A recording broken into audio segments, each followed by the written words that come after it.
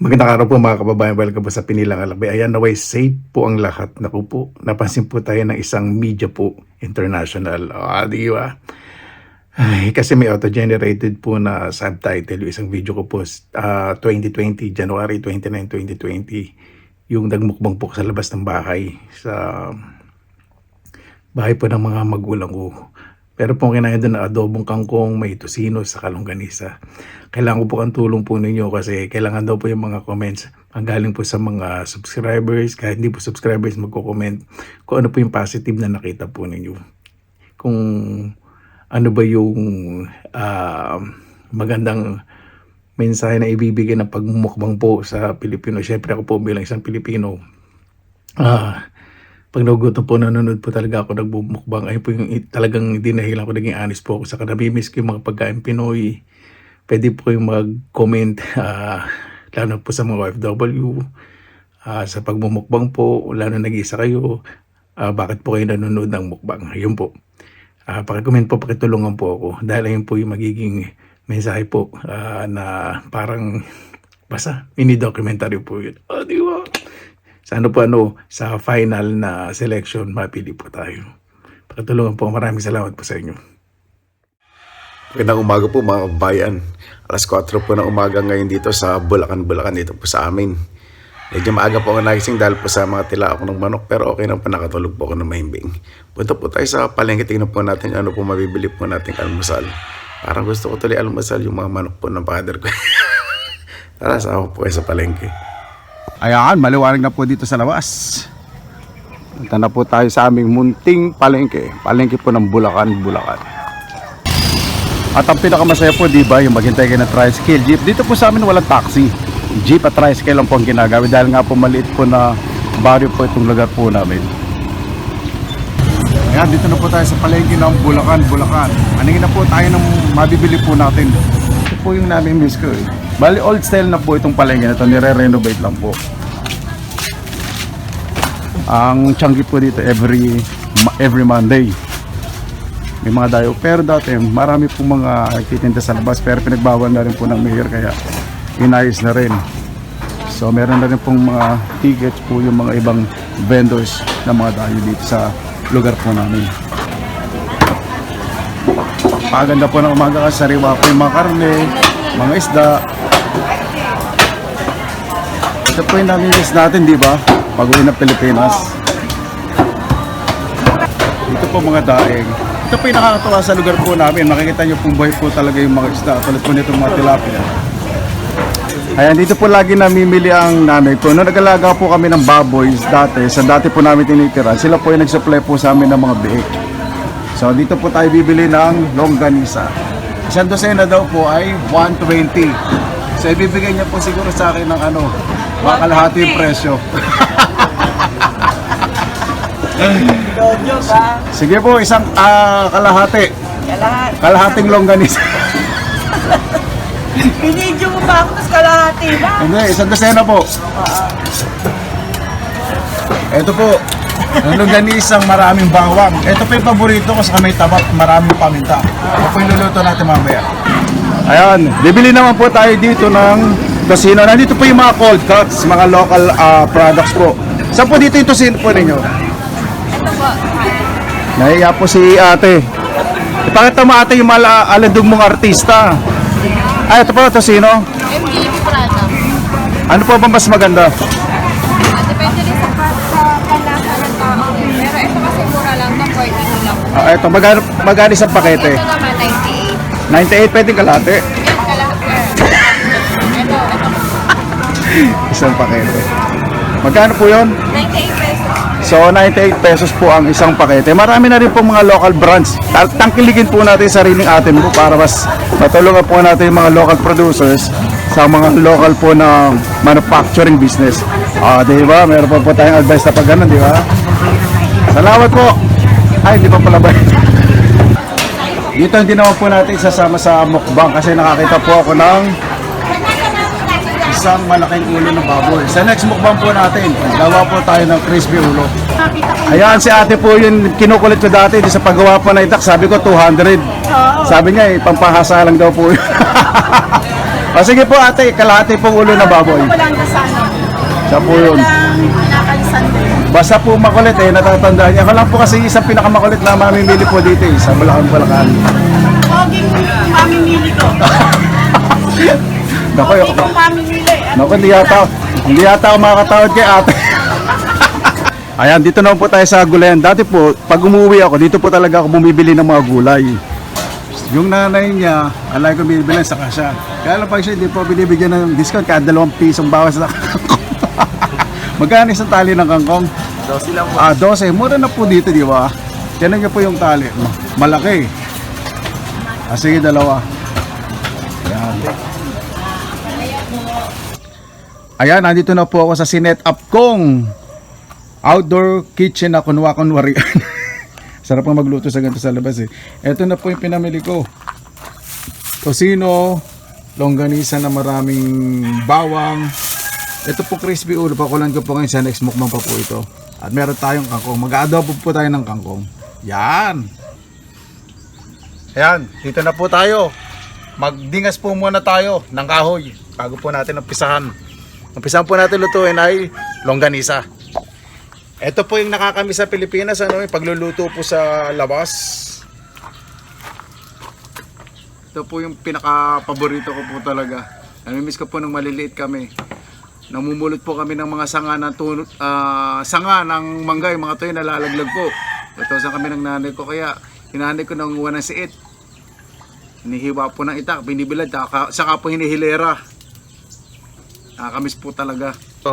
Ayan, bago po kayo magluto ng longganisa, tutusok-tusukin nyo po muna ng tinidor para mas maliliit ang butas. Kasi pag ginamit nyo kutsilyo, sasabog po yan, malaking butas. Maglagay po muna tayo ng konting tubig sa ating, konti lang po hindi po tayo gagawa ng nilaga. Longganisa po gagawin natin. Lagay na po natin ito. Ayan. May background chismis, nanay ko po yun. Ayan, pakukulan po natin itong walang taka. Ibig sabihin po nun, simmering o simmer. Pag tinakpan po ninyo, boiling po yun. Yun. Dahil lang po natin ito hanggang sa magtuyo at maglagkit para mas masarap.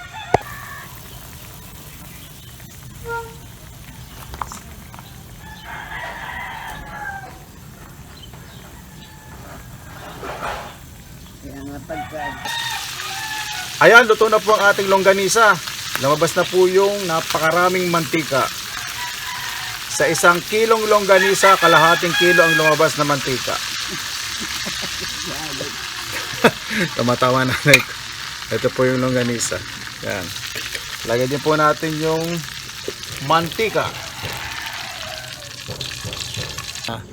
Sunod naman po natin ay tosino. Ganon din naman po style ng pagluluto. Parang longganisa. Lagay lang kayo ng konting tubig.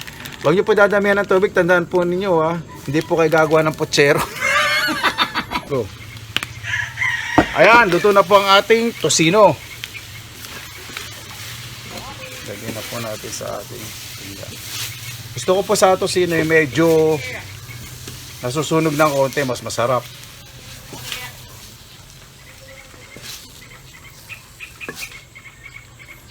Ito na po ang ating tosino. Yan. At isusunod naman po natin ay simpleng adobong kangkong. Ayan. Ayan, luto na po ang ating adobong kangkong. Ayoko pong masyadong i-overcook. Gusto ko po medyo makunat-kunat. Kasi pag in-overcook po natin masyadong malambot.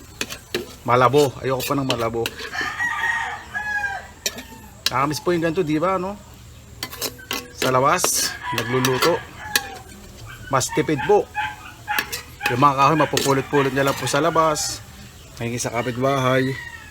Yan, luto na po ang ating adobong kangkong. Simpleng-simple lang po. Susunod naman po natin ay sinangag. Pinitpit ko lang po yung bawang. Ganito po ginagawa ng nanay ko nung malilit po kami. Golden brown po. Medyo pipisil-pisilin niya po para lumabas yung lasa ng bawang. Yan. Ito pong ginamit kong kanin lamig po ito. Yung maraming tutong, mas masarap po ito. Hinamas ko po sa konting asin at tubig. Yan, maglagay pa po tayo ng konting asin. Konti lang. Yan. Ito po talaga yung gusto kong tunog sa sinangag. Naglalangit-ngit po yung tunog kapag naluluto po yung kanin. Gusto ko po pag sa sinangag, yung may crispiness po ng konti, mas masarap. May nasunog na bawang.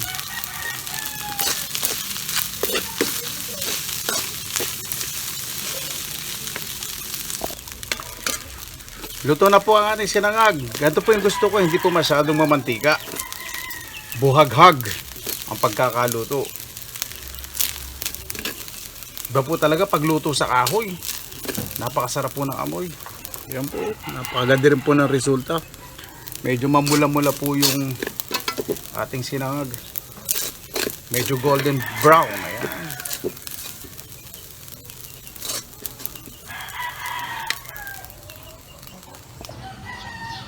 Panginoon, maraming salamat po.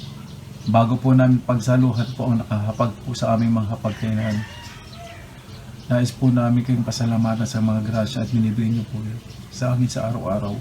Sa mga pagsubok po na binibigay niyo po sa amin para po maging matatag. Maraming salamat po. Makigabay po ang mga tao na nakikipagsapalaran sa ibang bansa. At mga nagiging biktima po ng sakuna naway makigabay po sa mga tumutulong po sa mga sakuna, makigabay po rin ang kanilang mga pamilya sa kanilang pagsasakripisyo para po maibsan ang kalagayan po ng aming mga kababayan. Maraming salamat po, Panginoon. Isinusuko na po namin sa inyong lahat ang ngalan po ng inyong anak na si Jesucristo. Amen. Salamat po. Mabuhay! Ayan! First time po natin ngayon magmumukbang po dito sa labas. Dito na po sa Pilipinas. Meron din po tayong lugaw. Iluto po ito ng nanay ko. Umana na natin itong mga sanga-sanga ng halaman.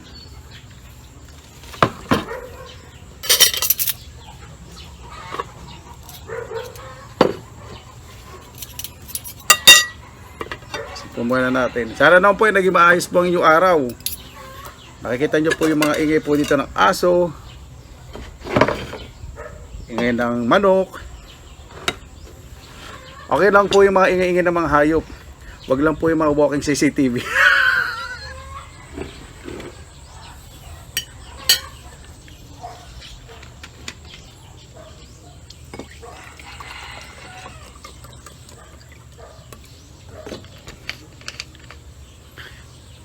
Lagyan na rin po ako dito ng katol dahil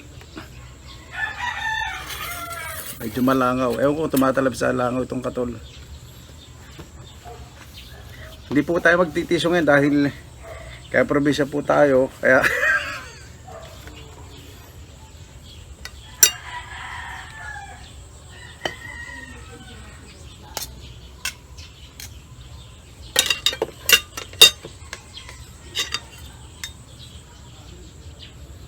ito po nakakamiss. Sobra. Ang kangkong po sa Finland, napakamahal po. Hindi na rin po kamahalan ngayon ng kangkong. 12 po ang isang pungkos o tungkos po. Kasi marami naman po kangkungan din po rito eh. Ating longganisa. Yan.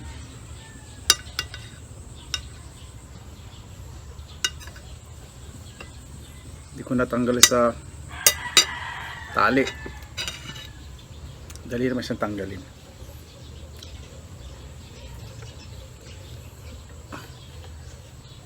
Ayan po ang ating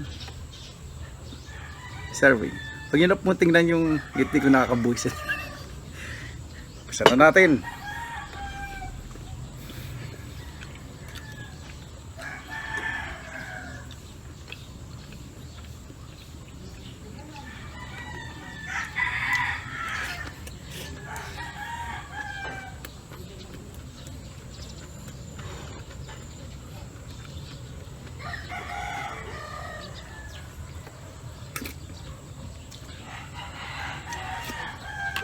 Iba po talaga lasa ng karne sa Pinas. Napakasarap.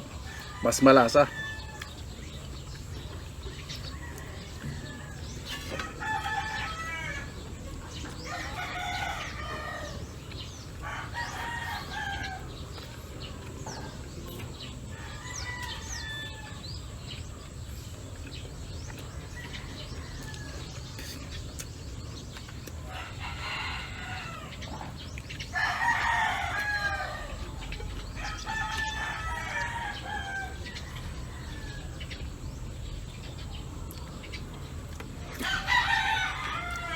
Yung itatayo nga pong airport, hindi naman po malapit sa amin. Malapit po dito sa Bulacan, Bulacan.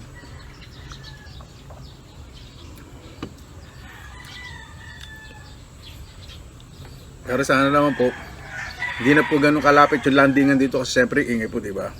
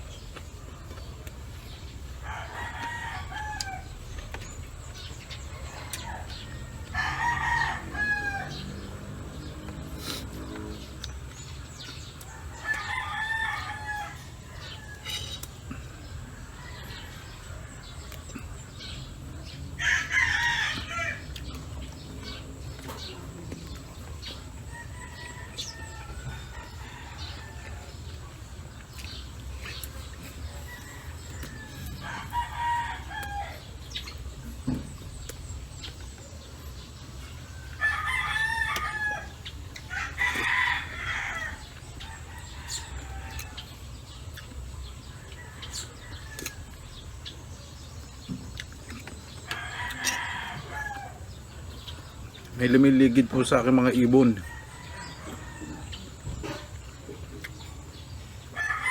Okay lang po yun. Wag lang yung humuhuni na parang ibon. Depende na po sa inyo kung ano pagkakatin nyo po sa humuhuni na parang ibon.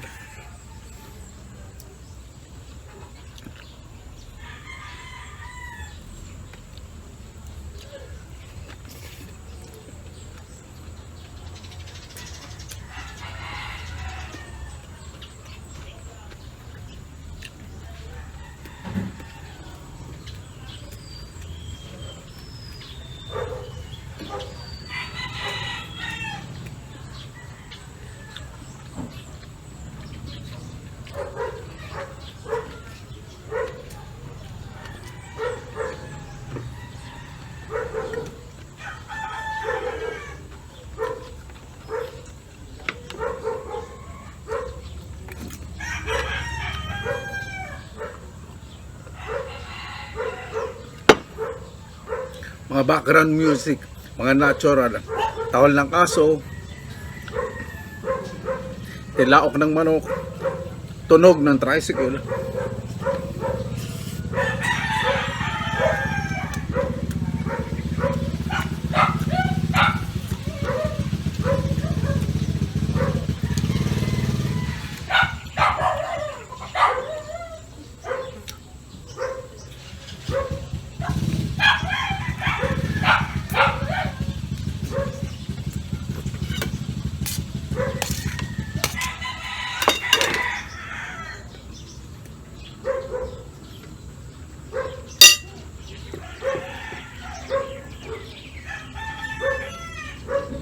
Napakasarap po talaga ng kangkong. Ako, paborito po itong gulay na ito.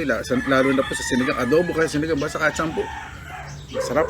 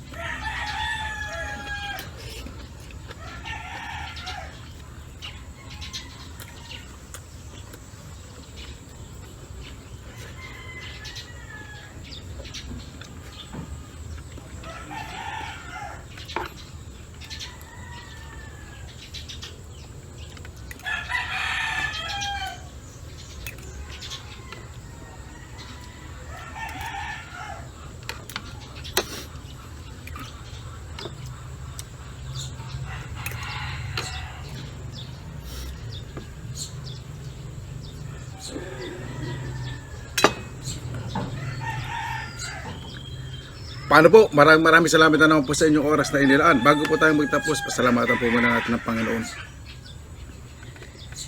Ganoon, maraming salamat po sa grasya binigay niyo po sa amin sa araw na to. Naway may makaya po at maging maayos po kalagayan. Umuwi po sa Pilipinas. Naway maging maayos po mga Pilipino sa pag-uwi po sa kanila. Pag-uwi po nila sa Pilipinas. Pagkagabay po kami lahat na tao sa buong mundo. Pagkagabay po mga tumutulong po sa mga nabiktima po sa Batangas. At pag-aisa po. At magbigayan po ng pagmahal. Maraming salamat po sa ngalan ni Jesus. Amen.